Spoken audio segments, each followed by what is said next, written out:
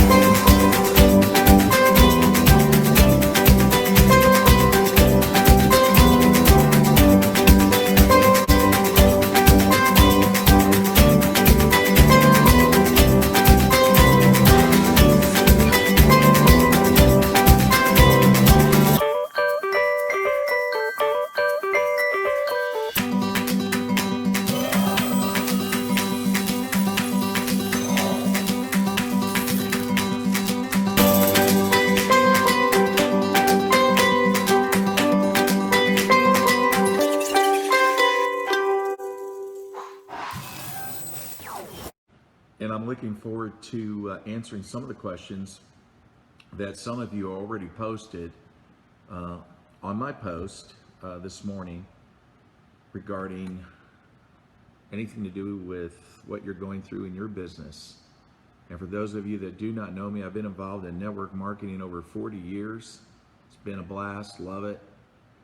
And I'm going to acknowledge some people that are joining now. Jody Collins from Alabama, how are you? How are you doing? And George from New York City, how are you doing? Good to see you. Rocio in California, good to see you. John in Baltimore, nice to see you. Hope everyone's doing great on your Friday evening. Gary in Naples, Florida. How are you doing? Good to see you, Gary. I hope you're having a wonderful week. And Mitch in Scottsdale. Nice to hear from you, Mitch. And Daisy in Miami, Florida. Nice to see you on the call. Hope you're doing well, Daisy. Yeah, Miami girl. Hey, Stu, also in Miami, Florida. How you doing, Stu?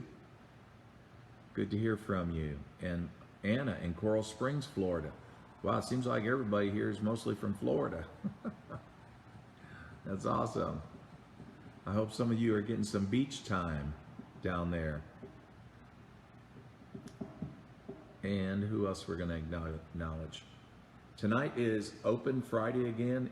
So any questions that you have, feel free to fire away. I'm going to get right into it with some of the questions that people posted this morning. And we'll begin with John, who's on the call. John in Baltimore. And here's what John asked. He said, I've been getting friend requests from other marketers. Your approach, question mark. Okay, so John, you're talking about friend requests from other network marketers. It's okay. I mean, just here's the thing. So just meaning they're in different companies, I assume. Yeah, hey, we all love the network marketing profession. That's the one commonality that we have, right? And so I think it's great to connect with people with that from, in other companies and all that. Don't feel threatened by it. Not that, you didn't say that in your question that you felt threatened by it, but I'm just saying, but when you said you're getting friend requests and in your approach, you just add them, you connect with them, you just share things that are in common, And I'm sorry because I just got a phone call and I had to tell that person I'd call him back. And that's what I would do, just connect and don't have any expectations other than to get to know the person.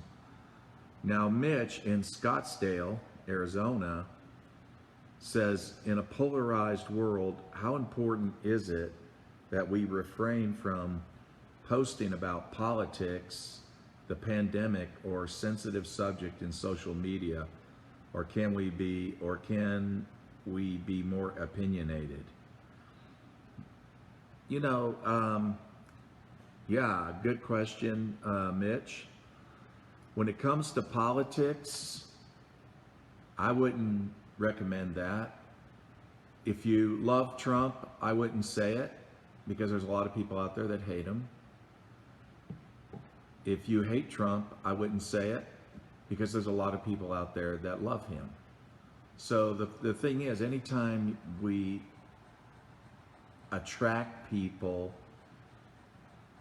and they attracted to us based on what we offer, what we give to them that has value, and then we throw that in there, we jeopardize losing a lot of people who would get offended. So, does that mean you shouldn't have an opinion? Sure. And here's another reason when it comes to even Facebook. If you talk about the coronavirus in a certain way, you could get your page removed. You can. I mean, there's a lot of restrictions, man. I'll tell you, on top of that, even the FTC is watching anybody that's in a network marketing company making any posts related to their product, their opportunity with the COVID-19.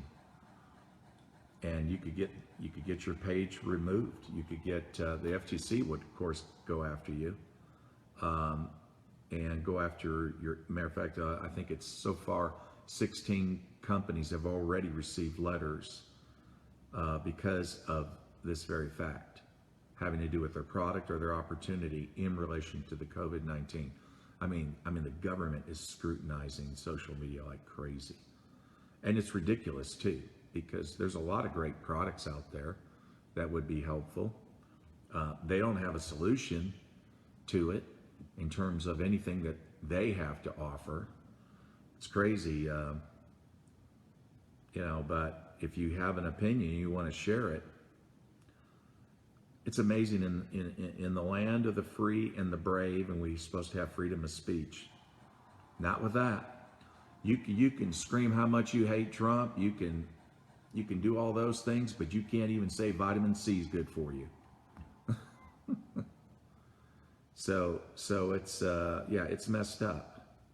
Hopefully they'll get that fixed. And then Mario Melendez, he said, "Hi Jeff, hope you and your."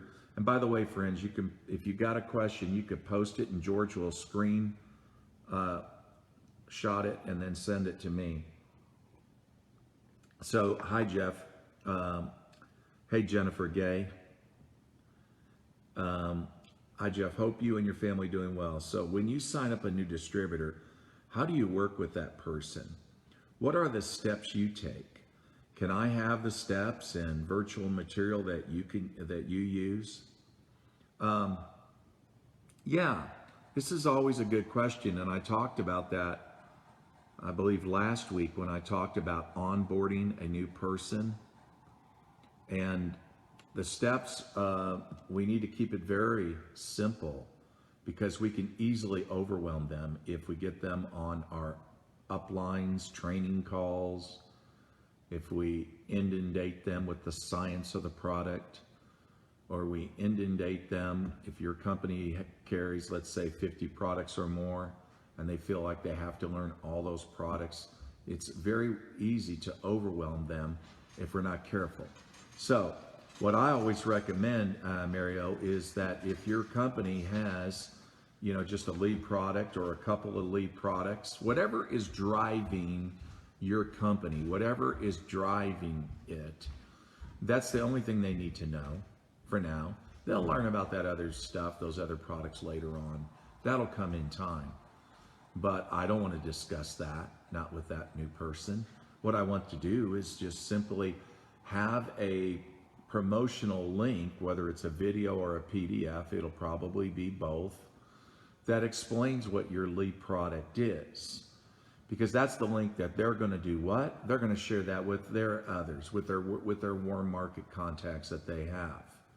And then there may be an opportunity video that explains the opportunity, or it may all be in one video with the explaining the opportunity in relation to the product. So what I would recommend is, again, just having a few links, and that's it. And again, the goal is to, for the next 30, 60, 90 days, just be involved with that person in working their contact list. And again, warning them about the fact that they don't need to post on their profile page about their new opportunity or this new company that they joined. And they're sharing about their products and the opportunity, because again, that puts their warm market on red alert after they Google network marketing. And keep in mind, Google doesn't like us, okay? So we don't want them to getting the wrong impression about what that new what their new business is. So again, use Facebook like they always used it before they joined you, but make that list. Don't post anything about it on Facebook. And you could put that in a 3-4 minute video on YouTube. You could call that your official onboarding video. If there is an app that your company has, have them download that app, because no doubt in the app there will be support features. It could be PDFs, it could be videos on a specific product. So those are the, you stay in that area. And in other words, we're not talking about a lot here.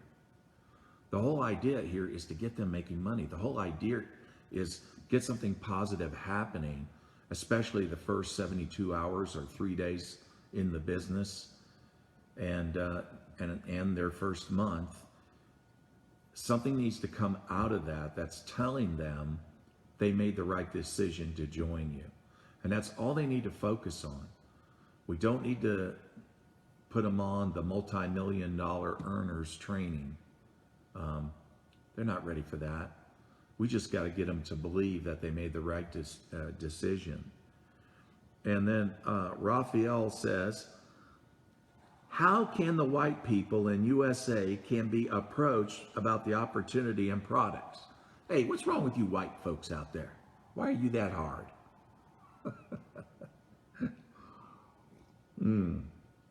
Because white people are a bit difficult to approach when you don't know them. Well, I'm glad this wasn't black people you're talking about, because we might have a Black Lives Matter issue here.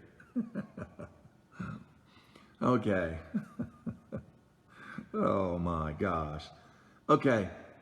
This is the story you're telling yourself, Raphael.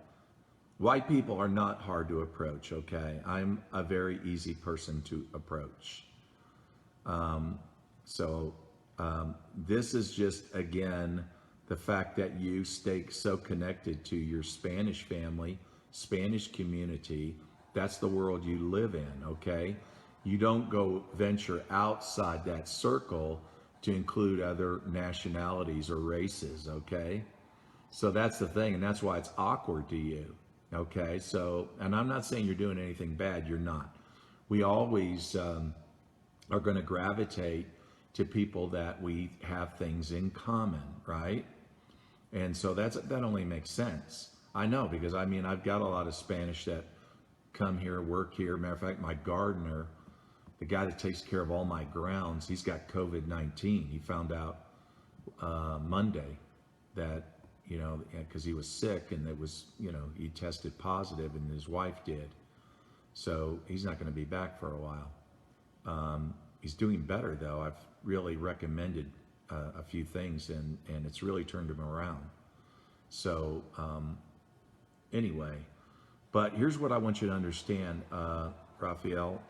is develop some confidence that, first of all, I want you to understand that they are very approachable, just like anyone. They're just different. They look different, that's all, right? And they don't speak Spanish, right? Most of them. Some do. Some know Spanish, I don't.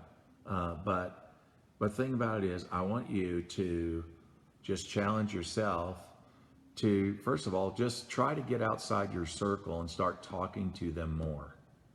If you run into them, you're at the, if you're putting gas in your car and you see the guy on the opposite side of the pump and he's white, you could say, "Hi, how are you doing today?" "Oh, I'm doing fine, thanks." And then you could just start having conversations. I want to challenge you to do that. Or if it's in Facebook, if you're more comfortable right now, just connecting with people, start adding people that are non-Spanish and engage with them on their posts. Start doing those things, because it's like developing a muscle. Once you do it, it'll get stronger and stronger. You'll develop the confidence. Look, they're just like any race, any human being. They have dreams, desires, pressures, problems. They're looking for answers. They're looking for direction in their life. They're looking for solutions to their problems in life. And what you need to see yourself as the deliverer. And it doesn't matter what your race or your color is or what language you prefer to speak. But, and that's the other thing too, is just work on your English too. In other words, basic English, common words that we use. And then you can also, when you share the opportunity, go ahead and send them a link in English. And if you feel more comfortable getting somebody in your upline who is English to follow up with you and help you on any of those people, then you can do that. Now, Andrina from Texas, no surprise. She always asks good questions. Such a sweetheart. Hello, mentor. Thank you for your input. What do you say to the ones that tell you that they want to do the business but are scared? They're scared. Okay. What I would say, Andrina, I'm glad you shared that with me. What is it about the business that scares you? You need to find out what it is. Is it that they have a fear of rejection? If they have a fear of rejection, help them feel better about that. I had a sponsor once who told me, he said, "I want you to go out and get," he said, "this is your goal. I want you to go out and get 100 no's." And I said, 100 no's? He said, 100 no's. I said, "Man, that's negative." He said, "No, it's positive." I said, "Well, how's it positive?" He said, "By the time you get to 100, you'll be a rich man." Now, what does that not mean? It doesn't mean that we just go up to say,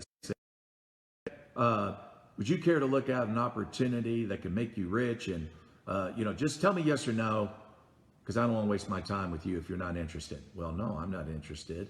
Your demeanor is horrible. It's not like you're trying to get people to say no. He didn't tell me go out there and try to get them to say no. That was not the point. The point is, I did my best prospecting effort. I put my skills in place. I did what I'm supposed to do. And that's what he was saying. And when you do that, by the time you get to 100, you'll be a rich man. And he was right, because I think I recruited 72 my first 2 years. First 2 years after that, I didn't recruit anybody for 15 years. Ray Higdon was shocked when he heard that, man. He just was shaking his head in disbelief, when I first told him that. Because when we were having lunch together, he said, "How many people you recruit every month?" I said, "What?" He said, "How many people you recruit?" I said, "I don't do that." "What? You're this mega giant in network marketing and all that, and you don't recruit?" I said, "No, I did that a long time ago, and I worked with those lines, and I drove them to China." Find out what they're afraid of. Okay, so it could be fear of rejection. It could be the fear of that I'm not a salesperson. Well, I don't like sales myself. I don't like it. Somebody said, well, you're in a direct sales company. No, I'm not. I'm in network marketing. I don't sell products. I promote products. I share a link and I let them buy direct from the company. I'm a professional network marketer. I am not in direct sales. Let me be very clear on that. And that's created such confusion between the FTC and our profession. And most network marketing companies have created that confusion because we got to be, it's like we got to prove that we are legit. So we are a part of the DSA. Being a part of the DSA is one of the worst things you could do because the FTC doesn't even like them. They don't even like the DSA. So the best thing a company could do is get out of the DSA, because how many top earners or anybody wants to be great in network marketing in the United States sells products? Bingo. And you hear this emphasis from some of these seven-figure earners. Oh, we got we got 90% customers in our company. Blah blah blah. And if you just recruit people, then that's a money game. Such idiots. I've heard seven-figure earners make these statements. They're idiots. And it's just a reaction to companies that got into trouble and they bought the narrative that's being sold out there. And I don't buy that narrative. I don't buy we got to understand, and it's amazing. And it's like, do you even understand the profession you're in? So if I'm going to join you, you don't want me to sign up under you unless I sell products. I'd like to know how many products you sold this week. How many products did you sell this month? 0, you know it. Don't lie to me. Because we are in the network marketing profession. We don't sell, we promote. There's a difference. And yes, who we promote to buys direct from the company. There is a purchase, there is a sell, but that's between that person and the company. You are a consultant. And that's what you get paid for. You're a consultant, you're a professional. Wrong narratives out there. Find out what they're afraid of, so sales can be it. Again, I said this before, I'll repeat it now. And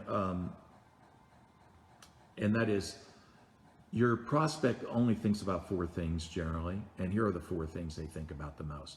And by the way, if you have a question, you can post it and George will screenshot it. And that is, number 1, a prospect is, number 1, thinking, what is this? You're bringing something to them. What is this? It has to do with your product. They want to know, what is it? Number 2, does it really have value? Does it have value, or are you selling snake oil? Number 3, can money be made? Can I make money at this? Number 4, can I get help? And again, they won't, in most cases, they won't even ask you those questions. They're just thinking about it. But I guarantee you one thing, if you don't cover those things, they're not joining, because fear will grip them.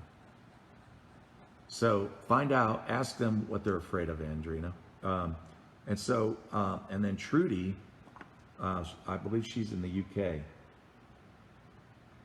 She's moving to the United States. How do I restart my business in a country where I know only my son and his wife? What I would do, Trudy, is keep in mind, you're on Facebook. You speak English. What I recommend is join a lot of Facebook groups. You're going to Knoxville, Tennessee, that you said in your post. How many Facebook groups are in Knoxville, Tennessee that have interests that you're interested in? So connect that way, make friends that way, build local. And as everything starts opening up and once things get safer to go out and meet people face to face, I'd recommend you do that. But until that time, you can still connect, make those relationships, talk to them on the phone, talk to them on FaceTime, talk to them on Zoom. There's so many ways to be able to do it. I'm serious. I remember 30 years ago, I used to have a saying, you know, you could take me in a plane, drop me, I'll parachute anywhere in the United States. You watch me build my business as I walk home or drive. But if I'm in California, I'm definitely driving, okay? But and why is that? Because I would hit every restaurant out there, and they all have these fish bowls where people throw their cards in, right? I walk into the manager, I say, hey, what are you going to do with those cards after you do a drawing and they get a free meal? Well, I'm going to throw them away. Tell you what, how about I pay for the free meal and doesn't cost you a thing then, but you give me the cards. Yeah. Oh, we used to do that all the time. Friends, you got to get resourceful. That's what I'm saying. The tools change, but principles never change. So you can always find people. It's not hard finding people. They're everywhere. But local Facebook groups is a nice way to do it. It doesn't have to be local, but she seems to want to connect with people, and so I thought that would be very good. Okay, so let me see. And then Alfonso says, how do you attract leaders to the business, and how do you build them? Well, if they're leaders, you don't really have to build them. They're already leaders. They just need to be equipped with the tools that you use to promote your business. But you could, to attract leaders to the business, like attracts to like. So who are you working with in your upline? If you're not strong enough yet, that you can get somebody in your upline help you when you are working with somebody or trying to reach out to somebody that is a strong leader. Hey, Mindy, nice to see you. That's one thing that you could do is reach out to your upline. You borrow strength. That's the concept here, right? And with that borrowed strength, you leverage, and with that new person. So, okay, so now I'm going to go to, and again, if you got a question, you can post it, and George will screenshot it and send it to me. And then George sent me one question. Boy, that's an interesting name. Kadiska?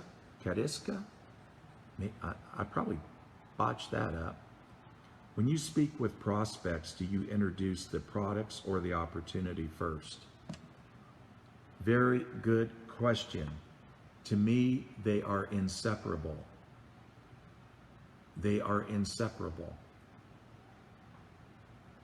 Let me introduce a concept. Let's just say that there's different ways to do business with McDonald's, right? You can go up there and you can buy a cheeseburger, right? Or you can buy a franchise with them, right? You can do one or the other. Have you ever known anybody to buy a McDonald's franchise and never eat their own food? No. Matter of fact, you can always generally tell if they've been working at McDonald's very long. You can always tell by their shape, right? Okay. I don't want to get distracted on that.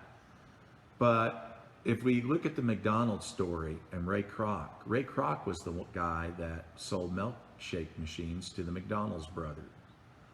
And one day he introduced the concept of franchising. And they thought, teaching people how to do this and make money doing this and make a percentage of the... No, we're selling burgers, and that's what's working for us. If you can make money off our name and creating a model, go for it. Well, that's what Ray Kroc did. And everyone knows the story. I mean, he's the guy that made the fortune, and the McDonald's brothers did not. So what do I get out of that? Sell the franchise, not the burger. Sell the franchise, not the burger. Again, we are in network marketing. We are not in direct sales. So let's understand the business that we are in. And even like I said a few minutes ago, I know some 7-figure earners that don't get that. You know, they really don't get that. Here's the thing. The whole basis for your business is your product, okay? That's why I say they're inseparable. I mean, if you're gonna go buy a McDonald's franchise, you don't walk into a McDonald's and then you see some guy standing behind the register like this, and it's like, okay, I'm looking behind the registers and I don't see any food. Oh, we don't do that here. This is just the business model. If you want to get the food, I can give you an address where you can go get it. No, it's inseparable. You have the franchise. When you walk in, you're walking into a business, a franchise, and they have the products ready to go. When I talk to someone about network marketing, I'm going to talk to them about the whole concept of drop ship marketing, introducing unique products and services to people that can be drop shipped to their door, and that you can create massive residual income with that business model. Now, what drives the business is the product. Without a great product, there is no business. So this is not a money game, right? And of course, you know that. So to me, I don't want to, here's the thing I hate, is that when you share the products with somebody, and at what point do you decide to come back with the business? Because usually what happens is people will wait, 1 week goes by, and they keep calling them, how you doing on the product? Okay. A few days later, call them back, how you doing on the product? Okay. Another 4 or 5 days go by, call them, how you doing on the product? We irritate these people. When we present all of it. Otherwise, you haven't presented it all. Now, if they don't want to do the business right now, if they say, hey, my life is upside down, I'm going crazy, you know, I got this going on, that going on. Hey, I get it, man. I'll tell you what. Well, then, John, why don't you do this? Why don't you just use our product? And I'm confident that you're going to enjoy this product. And I'll send you a couple of links. But what I'd like you to do in the meantime, while your life is crazy right now, use the product, and then I'll visit back with you in a few more weeks about the business. In those cases, that's fine. It's fine. But see, you let that person know everything at that point, that we have an incredible product, and what is just as incredible is that we have a business opportunity behind it. You have to let them know right up front. And of course, you know, and this is a common woman response in the United States.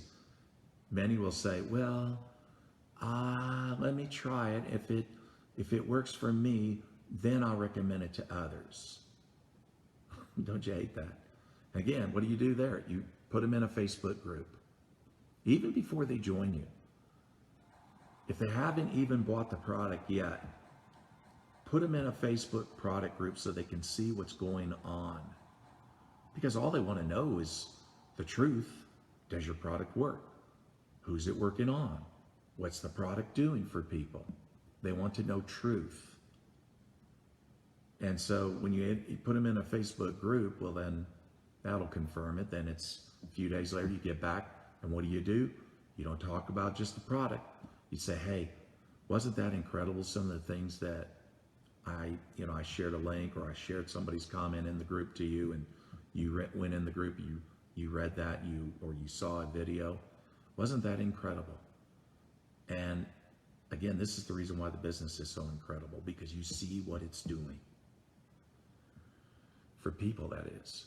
They're inseparable. They really are. I'm not interested in selling products. I'm not in direct sales. I'm in network marketing. That's it, friends. We got to get used to this kind of language, because we have been deceived by some leaders in our profession who cowered to the narrative because they are in companies that got in trouble because people did stupid things, that unless we portray ourselves as salespeople selling products, that we're a Ponzi scheme. The fact is, they'll never be safe.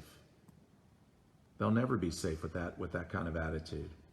Anyway, we are in the profession of network marketing, and like I said, God bless the FTC. I mean, it's no wonder they're confused as to what we do, because they're not educated enough about what we are and what we do. We are not Amway 40 years ago. I was in Forever Living Products 40 years ago was my first company.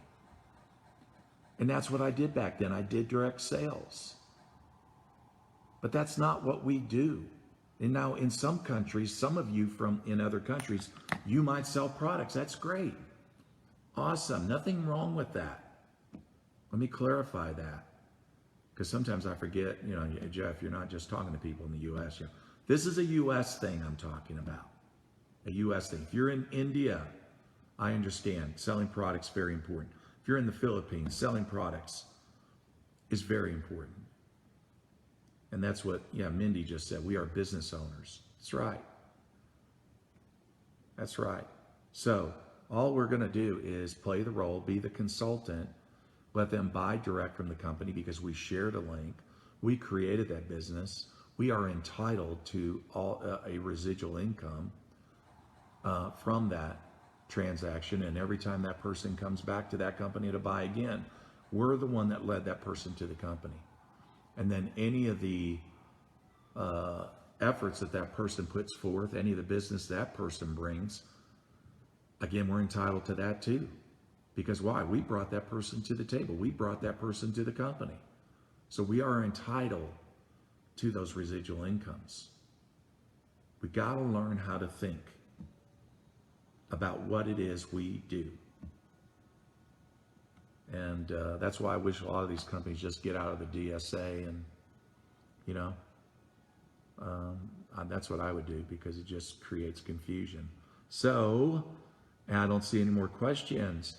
Okay, man. Well, it's been fun tonight. And so you guys be safe. The whole COVID-19 thing is spiking. I was very surprised in our county. Somebody sent me a link today. A newspaper in New York City was published an article about hot spots in the United States where you're going to see COVID-19 major spikes. Our county, where I'm living, was on the list. Yeah, because we get so many tourists coming in this place from everywhere. And like I said, the guy that does my own, gardening and all that, on Monday, he tested positive. He was sick. His wife was sick, and I helped him out with some great products to help them. He's doing great, him and his wife. I'm glad to hear that. So you guys be safe out there, and I hope all of you have a wonderful weekend. I'll put some value out this weekend. Oh, wow. Mindy says Arizona had 3,500 new cases today. Here's the thing. I don't care what anybody says. You go out in the public, wear a mask. And yes, wash your hands a lot. Don't touch your face. You got to train yourself not to touch your face. Make sure you do that, okay? And, don't go out unless you have to go out. I mean, I'm not saying stay in your house. You want to go to a park, go to a park. You want to go down to the river, go to the river. You want to take the kids somewhere and throw a ball, do it. I'm talking about just be careful. If you're going to, would I go out and, I've seen them here. I drove through Gatlinburg, this small tourist town, man. Nobody wears a mask. Thousands of people. Nobody's wearing a mask. They're all passing by one another. Just imagine being in the same room, and then you just have a few people that are infected, and then that's it. So there's a reason why it's spreading, and it doesn't have to spread. So you guys be safe, okay? And love all of you, and I'll put some value out this weekend. Have a wonderful evening.